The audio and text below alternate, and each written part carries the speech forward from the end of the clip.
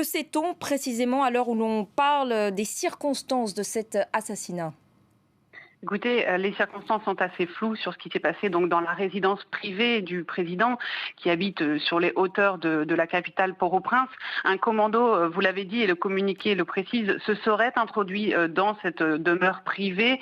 Certains seraient de langue espagnole, mais rien n'est officiellement confirmé, sauf effectivement donc cet assassinat du président par le Premier ministre qui a confirmé donc cette nouvelle, l'assassinat de Jovenel Moïse, et donc son épouse Martine Moïse est blessée et soignée en ce moment à l'hôpital.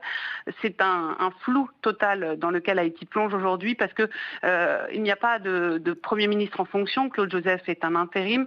Lundi, Jovenel Moïse avait annoncé nommer un nouveau Premier ministre en charge de composer un nouveau gouvernement, mais il n'a pas officiellement pris ses fonctions. Selon la constitution haïtienne, c'est au président de la Cour de cassation d'assurer le pouvoir en cas de vacance par la présidence. Mais aujourd'hui, Haïti n'a pas de président de la Cour de cassation, car il est lui décédé du Covid récemment. Donc c'est un réel flou aujourd'hui sur Port-au-Prince. Voilà, tout cela intervient, vous l'avez rappelé, dans un climat très lourd pour le pays, en proie donc à une crise politique et également, on le sait, depuis de très nombreuses années, à de très graves violences qui sont devenues aujourd'hui le quotidien des Haïtiens.